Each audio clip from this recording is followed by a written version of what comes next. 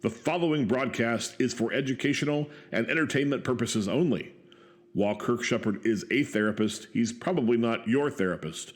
So this production should not be considered a replacement for therapy. If you are in need of professional counseling, please use a resource like psychologytoday.com, your primary care physician, or one of the many online therapy services available. If you are in crisis or having a psychological emergency, please seek assistance from your closest emergency room. And now, happy Monday!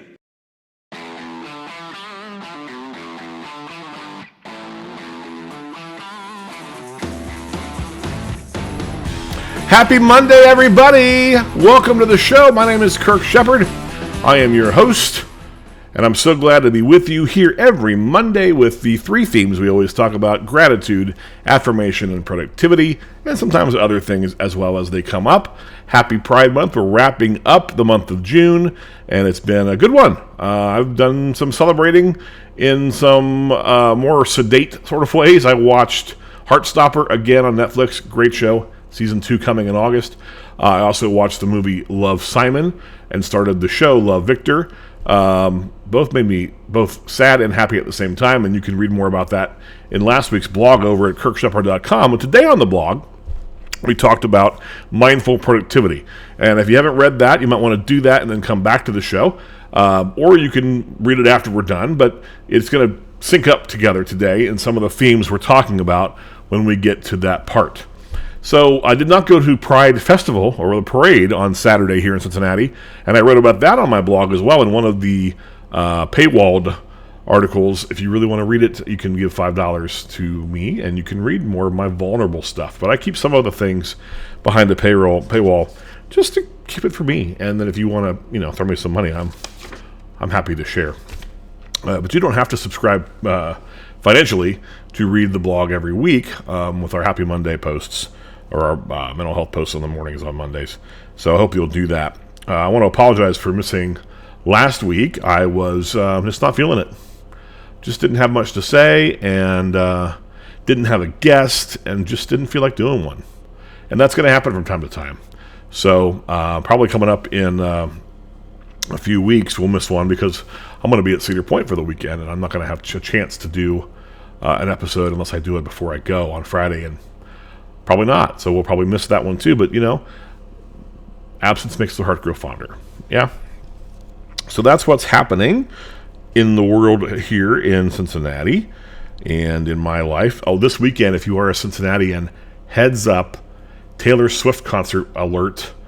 Downtown is going to be a mess because not only are those sold out shows happening for all the Swifties in town, but the Reds are on a hot streak and the games are sold out for them as well. And I think there's an FC Cincinnati game maybe too. It's going to be a hopping place downtown Cincinnati this coming weekend. So beware. And then we've got July 4th coming up as well. And that's going to be fun. So yeah, we've got lots happening here. All right, let's talk about one of the things, we talk about the three topics. My least favorite one, if I'm honest, is productivity. It's because it's the one I feel most convicted about. It's the one I don't do the best at. I'm pretty good at being grateful. I'm really good at affirming others and sometimes myself. But I am not always great at productivity. I sometimes struggle to get work done. I get things done when they need to be done, but I have lots of imaginary deadlines for my writing, for instance, working on a couple projects. And I just don't do a good job getting it done. I'm also terrible at healthy habits like walking and doing productive things like that. So it's the one thing I like talking about the least. But I wrote about it today on the blog, and the blog post was all about mindful productivity. And for those of you who have not seen it, let me share, or if you have, let's just review. Let me share part of that blog with you. Mindfulness offers a powerful means to enhance productivity. By training our minds to be fully present, we can improve focus, manage stress, unleash creativity, and overcome procrastination.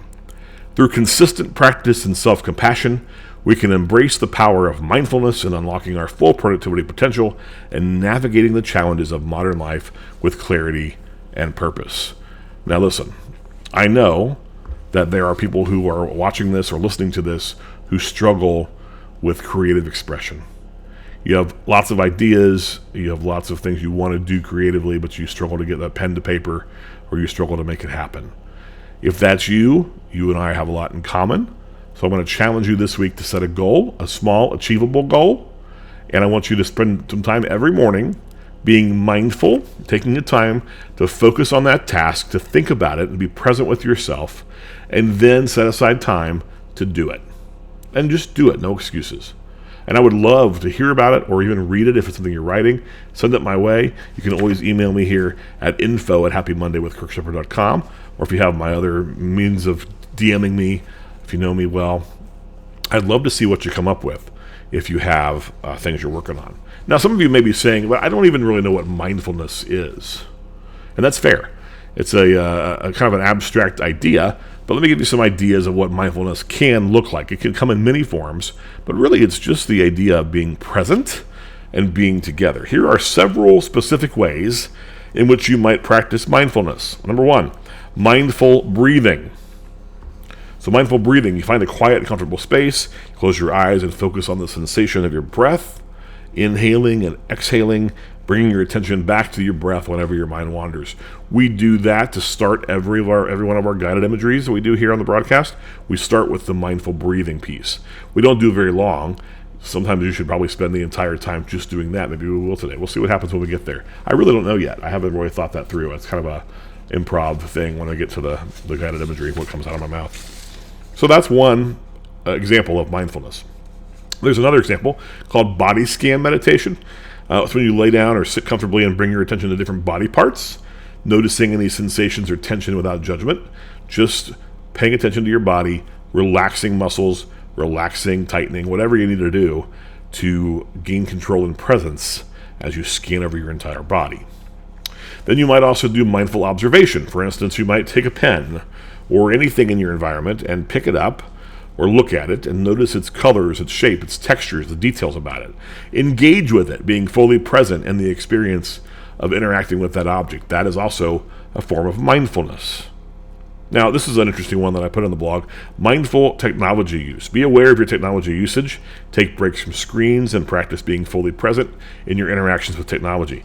Set boundaries. Allocate specific times for focused work without distractions. When you're out to dinner with someone, put your phone down, away in your pocket, off the table. Do not allow yourself to be distracted and engage with that person. Be mindful. Mindfulness is a skill that develops through consistent practice.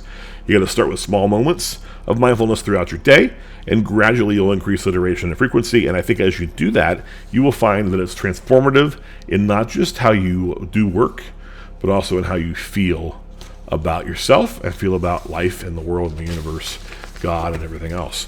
Mindfulness, not anti-God. For those of you who are listening and thinking, oh my gosh, he's gone so far over to the New Age side of things, he's crazy, lost his mind. Maybe, but mindfulness is not New Age, it's not Zen. By the way, there's a Bible here with the Zen book, so that anybody who's freaking out in my world, I am no longer worried about making you comfortable. If you're in my office for a counseling session, my primary focus is making sure you're comfortable until it's time to not be comfortable.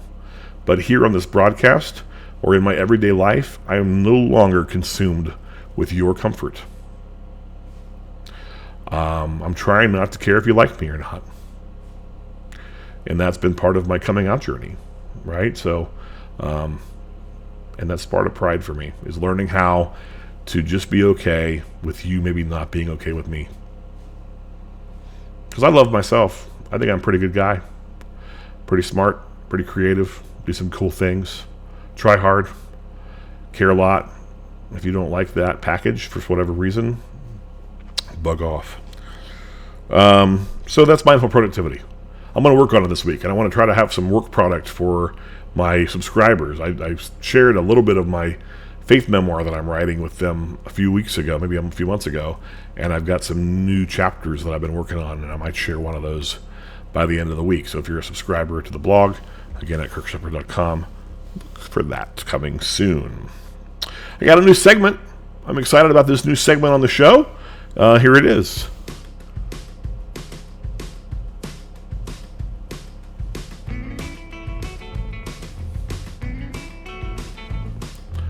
Basically, it's all the things that I am discovering via podcasts or streaming shows or books or whatever it might be. And so 2 things I want to share with you today and the discovery portion of my life. So one of them, a great book by Colby Martin. I may have mentioned it before. It's called Unclobber. And in this book, Colby does 2 things.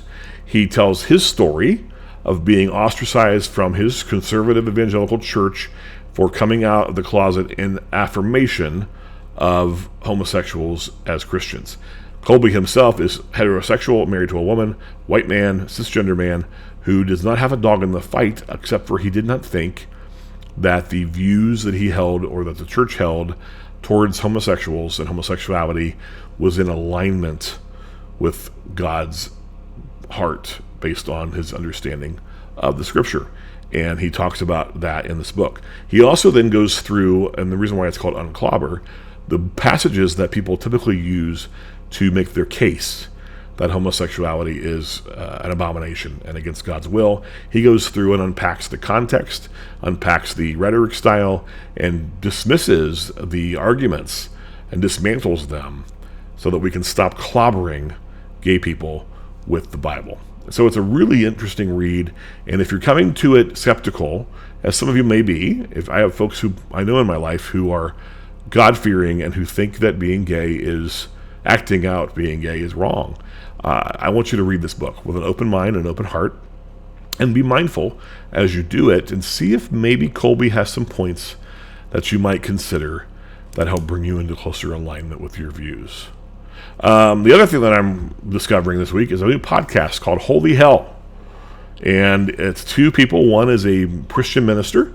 The other is an avowed atheist who actually happens to study the history of Christianity in America post 1950, mostly. And they have debate and discussion about various theological topics. Their first episode was on the topic of hell, and it already gave me a lot of things to think about and a lot of challenging material to ponder.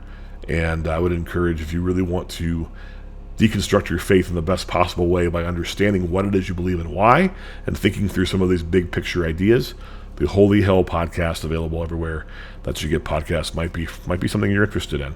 It's definitely something that I am looking at. So that's what I'm discovering this week.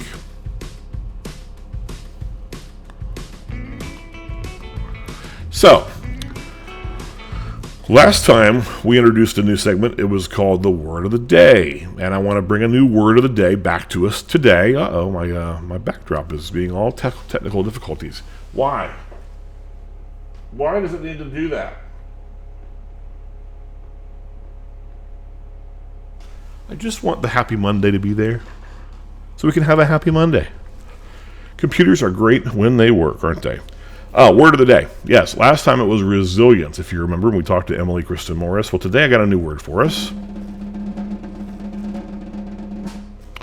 Alignment.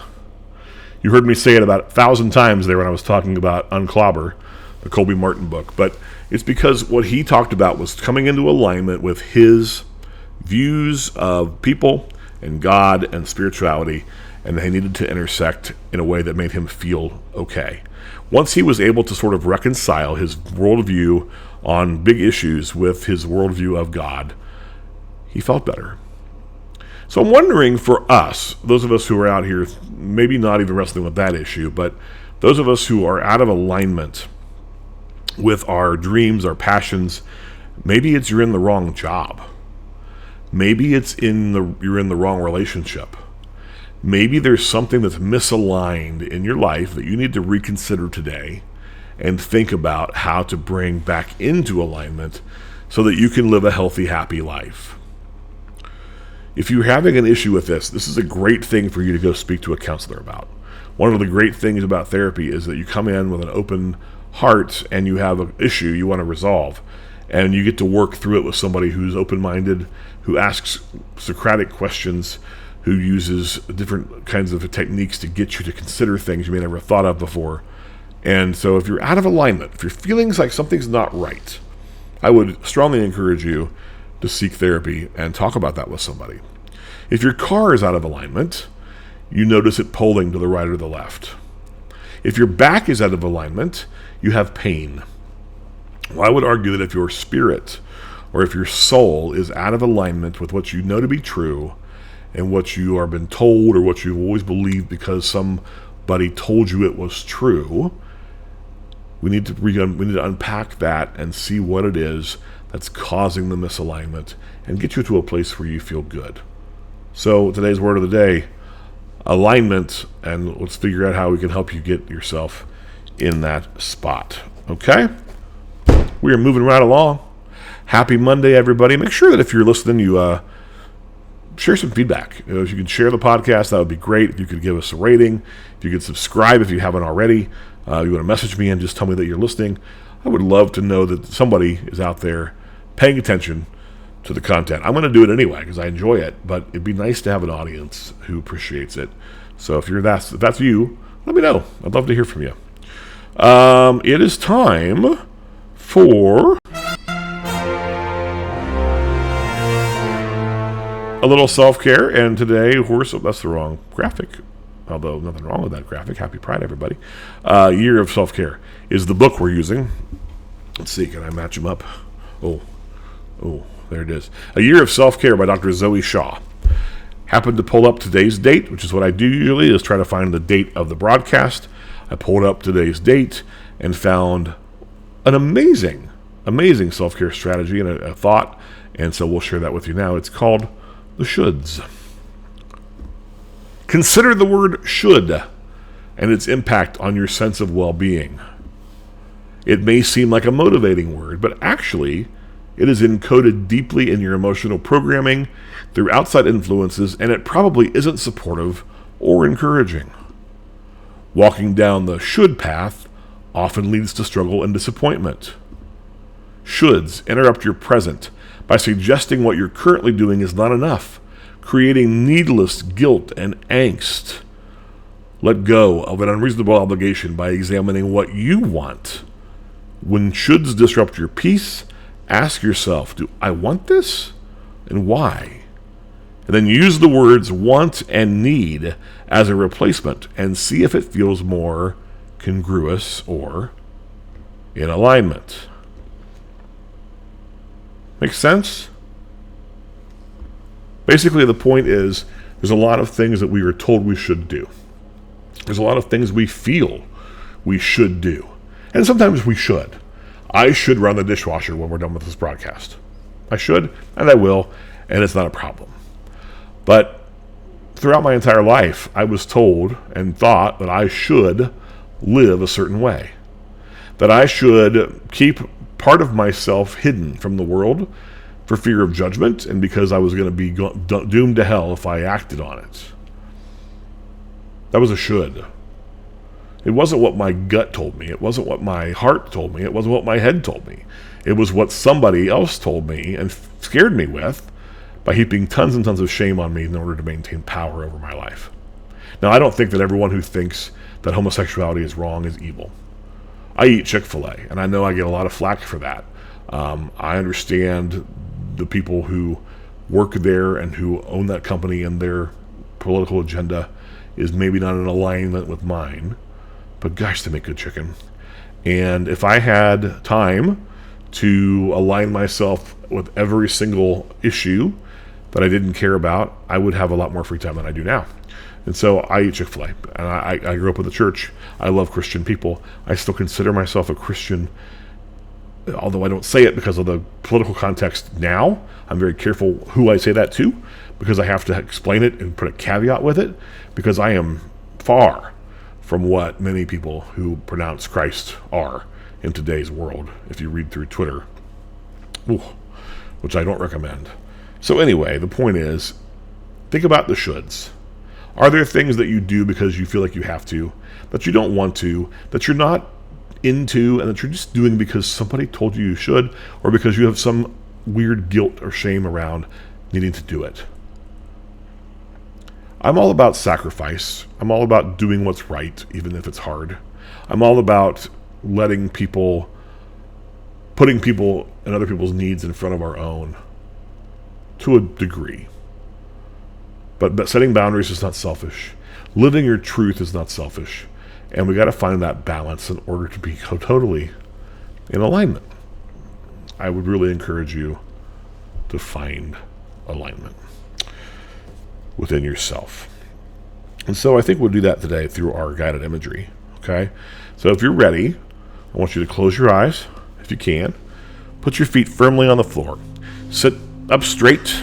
Notice your posture. Let's start with that mindful technique of the body scan.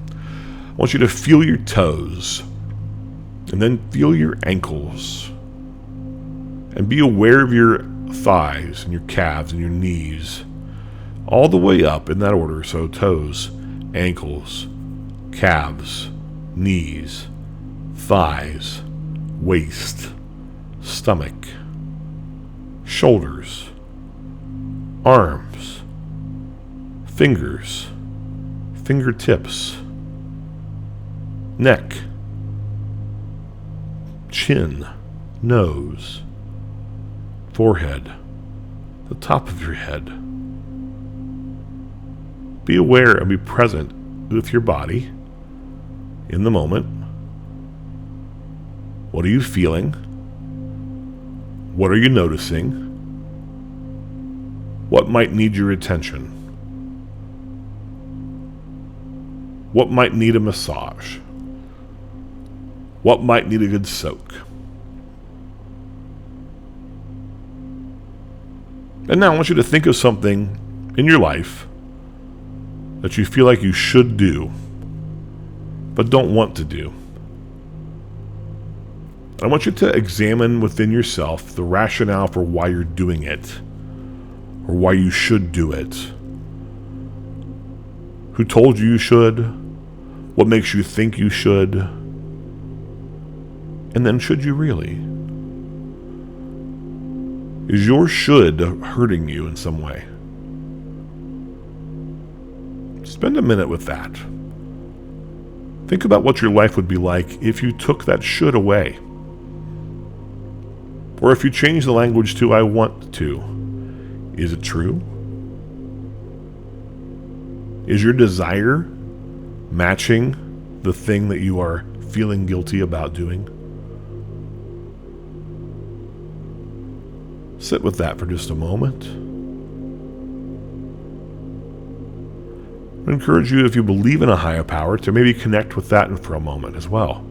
If it's God or the universe or whoever, whatever it is, spend a second and try to connect. Have a conversation with that entity and decide whether or not this should in your life is in alignment with what you really need to be doing. Are you living your truth? Are you who you are called to be? Are you happy? When you're ready, come back to your breath. Focus for your breath for about 30 more seconds. In and out. And in and out. And when you're ready, open your eyes and come back to me, and we'll wrap this up. How'd that feel? Did it give you something to think about later today? Did it give you some stuff to focus on later in your meditation and mindfulness sessions? Did it give you something to pray about? To talk to a therapist about? To talk to your friends and close ones and loved ones about? I hope so. I hope this was a thought-provoking day, and I hope that you feel challenged. If you walk away from this every week thinking, that felt good, that's great. But if you walk away sometimes thinking, I feel challenged, then that's also good. Growing and stretching and challenging is the name of the game here when it comes to Happy Monday. So we're going to get you to Happy Monday, though, because I want to affirm you for a second with our affirmation in action.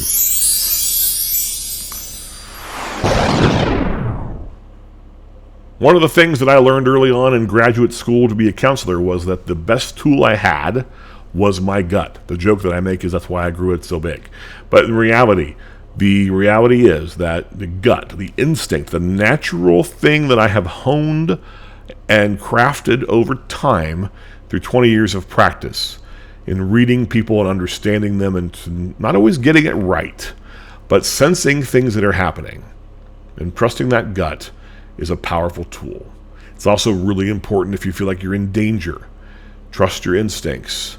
Don't take risks. If you feel like your gut's saying, this is bad, I got to get out of here, get out of there. It's partly why I didn't go to Pride. This year I was a little worried about the climate politically and the nut jobs who show up with a gun and start shooting or other violent things that could have happened. It sounds like nothing did, which is awesome, but my gut just told me to stay away. And so I did. And I rested, and it was a good day. And I celebrated in my own way. But trust your gut. Because here's the thing. If you trust yourself, and you know that you have instincts that tell you that you're protecting yourself and that you are making the right choices, then you will lean into trusting that instinct every time. And you're going to get it right most of the time. So you got this. You can do it. And if you aren't sure, seek outside counsel. Seek help from people who you trust, who are wise. If you're conflicted and can't figure it out, that's what therapy's for. That's what friends are for. That's what journaling is for. But probably down deep inside, just like when you're taking a multiple choice test, if you go with your gut, you're going to get it right most of the time. So my affirmation to you this week is trust yourself, because you got this, okay? You're amazing. I love you, and I'm glad you're here. And I hope that you love yourself, and I hope that you tell yourself every morning just how amazing you are as you get ready to take on the day. We got a long week ahead of us here as we head into the holiday weekend, kind of, with a little bit of a Monday break in between, unless you're smart and took Monday off as well and you get yourself a 4-day weekend. I hope that you did, or maybe even a 5-day. If you took Friday off, that'd be really great. I want to challenge you one more thing. We didn't do much about gratitude this week, but we always can. And what I would ask you to do is to think about, sometime today, what is it that you're grateful for? What is it that you are thankful for? Write it down somewhere, put it in a journal, put it in your notes on your phone, and just celebrate that gratitude and put that positivity out into the world. All right? Folks, it is always a pleasure every single Monday morning to come with you here and celebrate mental health, celebrate gratitude, affirmation, and productivity, and celebrate you and all of our humanness. I love you. I'll see you next week. Come back then. Bye-bye, everybody.